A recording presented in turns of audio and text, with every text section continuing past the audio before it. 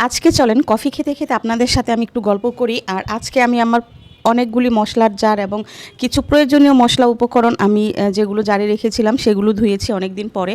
একটু কফি খেয়ে নেই। তো আমি হচ্ছে জারগুলো ধোয়ার পরে মনে হলো যে আমি সবসময় কী কী জিনিস রাখি সেটা একটু শেয়ার করি।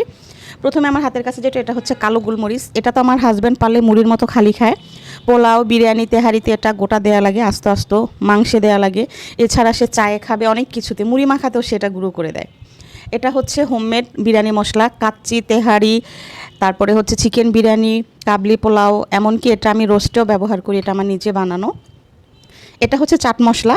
এটা হচ্ছে পাকিস্তানি একটা মশলা। এটা একটা প্যাকেটে পুরো এক জার হয়ে আরও এরকম হাফ জার হয়। আমার অনেক দিন চলে যায় আর এটা অনেক ভালো মানের।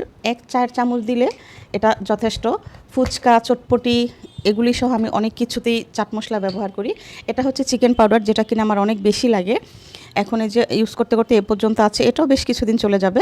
আমি হচ্ছে বাচ্চার যে কোনো টিফিন বানাতে গেলে চাউমিন, নুডলস, পাস্তা, তারপরে হচ্ছে চিকেন ফ্রাই, এগুলিতে তো দেই, সেই সাথে নাগেট, চিকেন বল, সসেজও আমি হচ্ছে এটা দেই, চিকেন পাউডারটা। এটা হচ্ছে সাদা তিল, যেটার ব্যবহারের কোনো শেষ নাই। সাদা তিল চিকেন ফ্রাই থেকে শুরু করে অনেক কিছুতে দেই, নিমকি বানালে দেই।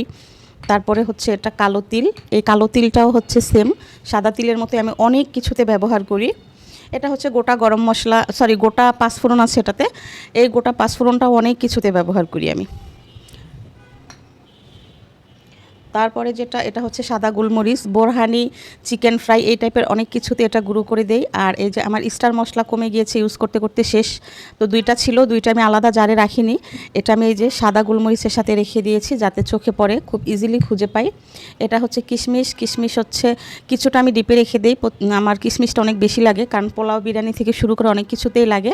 আর এটা হচ্ছে আমি নর্মাল ফ্রিজে রাখি, আর একটা প্লাস্টিকের বক্স, সেটাতে হচ্ছে আমি ডিপে রেখে দিই, বেশি করে আনে এর জন্য। আর এই যে এটা হচ্ছে এ পর্যন্ত ছিল আলুর বোখারা। যখন আমি জারগুলো ক্লিন করছিলাম তখন ধ্রুব আর আমি খেয়ে নিয়েছি। তো এবার হচ্ছে হাফ কেজি এনেছিল, এতটুকু রেখেছিলাম, বাকিটা দিয়ে চাটনি করে ফেলেছি। পোলাও, বিরিয়ানিতে আমাদের হচ্ছে এই চাটনিটা ভীষণ পছন্দ। এটা হচ্ছে পোস্তদানা। পোস্তদানাটা হচ্ছে যেমন বিরিয়ানি, রোস্ট এসবে ব্যবহার করি, তেমনি হচ্ছে আমি পাবদা সর্ষে করলে, তারপরে পোস্ত পাবদা করি, ইলিশ সরষে ইলিশ করলে সেটাতেও হচ্ছে আমি সাথে একটু পোস্ত দানা দেই। পোস্ত, কাতলা, পোস্তরই অনেক কিছুই এটা দিয়ে করা হয়। আর এটা হচ্ছে ইস্ট। এই ইস্টটা এত ভালো, আমি সাব ইনস্ট্যান্ট ইস্ট ইউজ করি। এই ইস্টটা একটা প্যাকেট আনলে আমার এটার এক জার হয়। আর এটা খুবই অল্প পরিমাণে লাগে, এটাও আমি ফ্রিজে নর্মালে রেখে দিই।